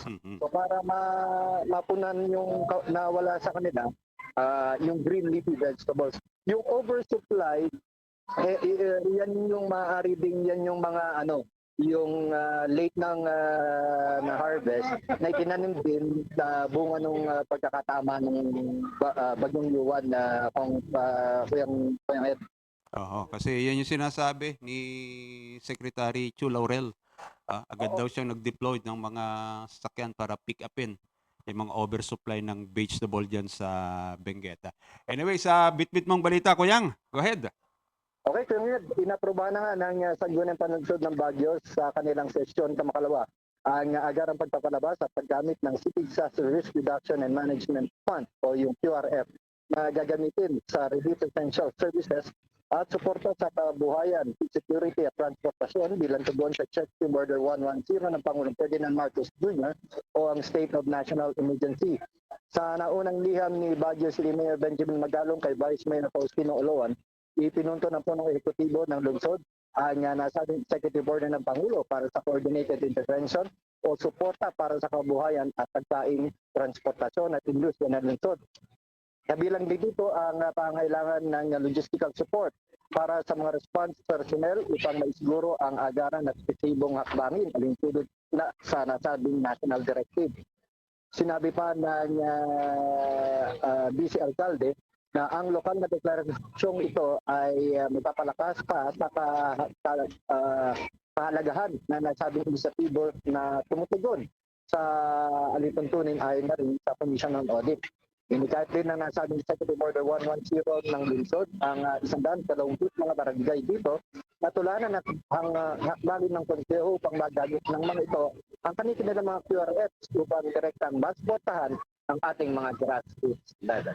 So, yan muna, Kuya Ed, and Kong Benny mula sa Munisipyo ng Baguio. Jonathan P.S. Kanya sa Bulat para sa DCME, ang radyo. Maraming salamat sa iyo. Kuyang Jonathan Lianes, si Koy Hipolito naman, Philippine Coast Guard at Batangas Police Provincial Office. Handang-handa na daw po sa pagbabantay sa Ligtas Summer Vacation 2026 at Semana Santa. Yes, Koy, go, go, go! Yes, good morning Sir Ed and Kong Benny. At mas pinaigting pa ng Batangas Coast Guard Station ang pagpapatupad ng pre-departure inspection sa mga bumabiyahing barko bilang paghahanda sa dagsa ng mga pasahero ngayong Semana Santa at Summer Vacation 2026, lalo na dito sa Port of Batangas. Personal na pinangasiwaan ni Batangas Coast Guard Acting Station Commander Captain Erland Lapitan ang pag-iinspeksyon upang matiyak ang seaworthiness ng mga sasakyang pandagat, kumpletong dokumento at maayos na life-saving at firefighting equipment ng mga barko. Mahigpit ding binabantayan ng pagsunod sa tamang kapasidad ng mga bawat bumabiyahe ng mga sasakyang pandagat. Layunin ng hakbang na ito na maiwasan ng aksidente sa dagat at matiyak ang kaligtasan ng mga pasahero, tripulante at mga kargamento.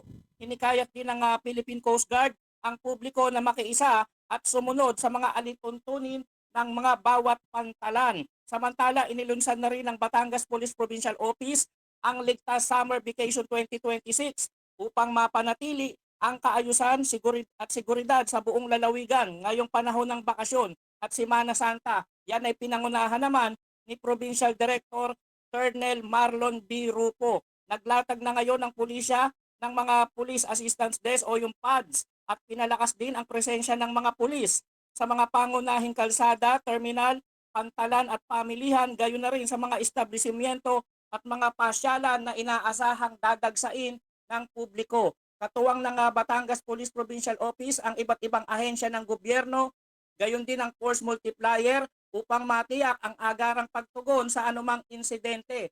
Layunin ng operasyon na masiguro ang kaligtasan ng mga residente at turista sa gitna nga ng inaasahang pagdagsa ng mga biyahero dito sa nasabing lalawigan. At Sir Ed, paalala ng ating mga otoridad sa ating mga biyahero at mga turista, laging tatandaan yung blow bagets na ang ibig sabihin na battery, light, oil, water, ganun na din ang gas, engine, tire at syempre yung panghuli yung ating sarili.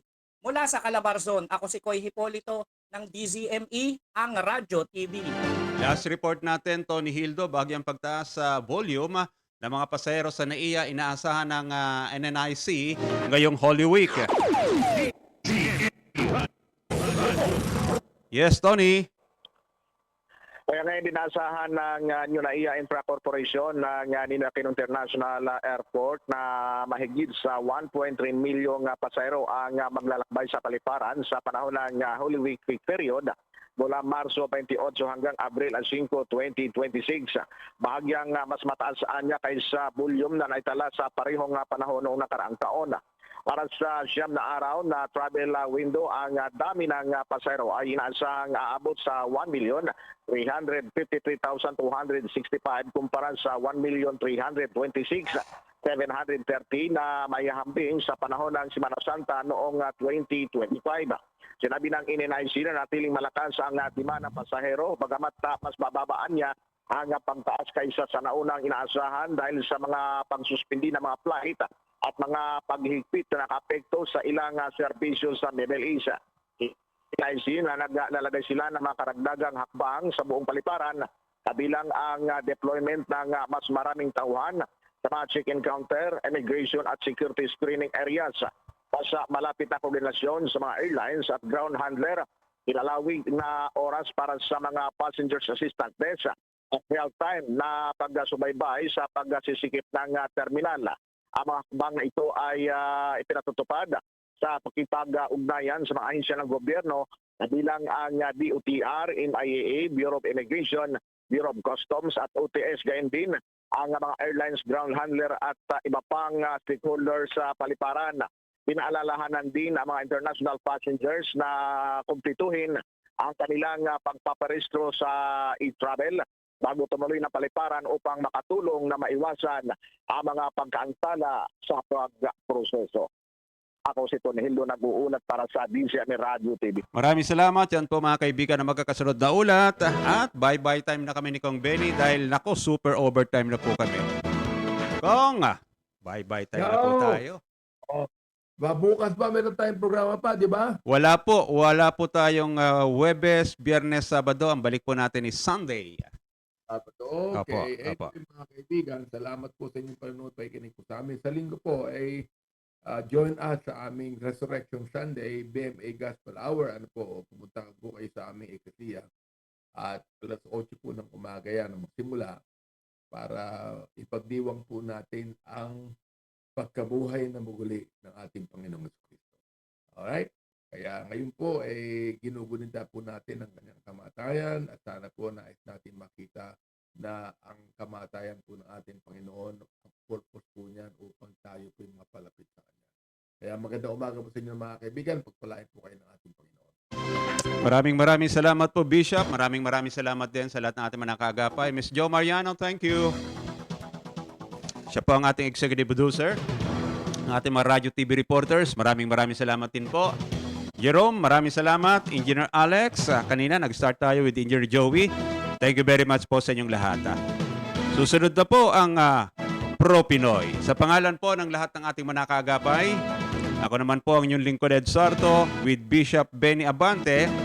Kami po'y wala bukas at sa Biyernes at ganun din po sa Sabado bilang bahagi po ng pakikisa ng DZME Radio TV sa sambayan ng Pilipino sa Simbahang Katolika sa Pagunita ngayong Semana Santa. Sa inyo pong lahat, sa ating lahat, thank you and God bless the Philippines. Oras sa Pilipinas, 9:23. Me Radio Time is brought to you by Bingo Plus. Bingo sa saya, plus sa panalo. Gaming is for 21 years old and above only. Keep it fun. Game responsibly. Fuji Denso. Quality above all. Upgrade your home. Upgrade your business with Fuji Denso. Quality above all. Whirlpool. Sensing what matters today. Making your world a little easier. Whirlpool. MX3. Dito ako believe. Technogas Technique. Your cooking partner. That's the Technogas technique. PAGCOR. Play confidently. Log on to www.pagcorguarantee.ph. Exciting na bagong saya ang hatid ng Bingo Plus Mystery Box Go! Araw-araw kumpletuhin lang ang daily tasks sa Bingo Plus app para makakuha ng mystery boxes. Buksan ang bawat mystery box at tumanggap ng isang collectible Bing Bing logo. May 9 na iba't ibang Bing Bing logos na pwedeng kolektahin. Kapag nakumpleto mo ang lahat, may extra grand prize na naghihintay sa'yo. Mas maraming tasks na matatapos, mas maraming mystery boxes ang mabubuksan. At mas maraming rewards ang pwedeng mapanalunan. Kaya ano pang iniintay mo? Kumpletuhin na ang daily tasks at simulan na ang iyong Bingo Plus Mystery Box Go Adventure. Tandaan, maglaro ng responsable. Ang paglalaro ay para sa kasiyahan lamang. Bingo Plus Mystery Box Go. Mas maraming tasks, mas maraming boxes, mas maraming rewards. Gaming can be addictive. Know when to stop. Madali na ba mag-cash in sa Bingo Plus? Official partner na namin ng Bayad Center. License ba yan ng PAGCOR? Kaya responsible gaming lagi and fun gaming na may insurance. So feel first, insured ang wallet mo ng 1 billion pesos. Safe nga! Talaga naman fast sa Bingo Plus. Tandaan, gambling for 21 years old and above only. Gambling can be addictive. Know when to stop. Visit responsiblegaming@pagcor.ph. Fuji Denso believes that appliances are long-term investments, so it is very important to choose wisely. And what could be a wiser choice than using reliable, durable, and energy-saving appliances from Fuji Denso? Just like families and companies trusting Fuji Denso, you will see the difference when you upgrade your usual appliances to Fuji Denso HD inverter appliances. Fuji Denso, quality above all. Upgrade your home. Upgrade your business with Fuji Denso. Quality above all. Life is short, so let's make it sweet. Ako si Jojo Javier, isang pastry chef. Physically challenging ang trabaho ko. Worth it kapag nakikita kong happy at satisfied ang clients ko. I feel inspired to work every day. MX3 capsule, dito ako believe. Mahalagang paalala, ang MX3 capsule ay hindi gamot at hindi dapat gamiting panggamot sa anumang uri ng sakit. MX3 reminds everyone to stay vigilant against scam messages. The company does not send cash promos via SMS. If you receive a message claiming you won money from MX3 and asking for personal information, do not respond. Always verify announcement through official MX3 channels. Whirlpool simplifies daily life with innovative appliances for laundry, cooking, and cooling. And at the heart of it all is the Whirlpool refrigerator, helping to keep your food fresh and your kitchen running smoothly day and night. With Whirlpool Sun Inverter technology, it cools efficiently and saves energy. Whirlpool, American innovation that works for your lifestyle. Making your world a little easier. Whirlpool. Panatilihing masaya ang paglilibang. Magtakda ng oras at limitahan ang gastos sa paglalaro. Huwag magsugal kung nalulungkot. Huwag hayaang makasira ng buhay at pamilya. Para sa impormasyon ukol sa responsible gaming, bisitahin ang www.pagcor.ph. Isang mensahe mula sa Pagcor. Gambling is for 21 years old and above only. Gambling can be addictive. Know when to stop. Prepare delightful dishes every time with Technogas Technique appliances. Experience excellent cooking results with Technogas Technique's premium selection of cooking ranges, range hoods, built-in hobs, ovens, and kitchen appliances. Technogas Technique combines elegance, functionality, safety, and durability to enhance your skills and passion for cooking. Make Technogas Technique your cooking partner and fill your kitchen with appliances made to last. That's the Technogas Technique. Start strong with internet that's fast, reliable, and easy on the budget with Cable Link. Lightning fast internet for streaming, gaming, and work. Perfect for speed seekers.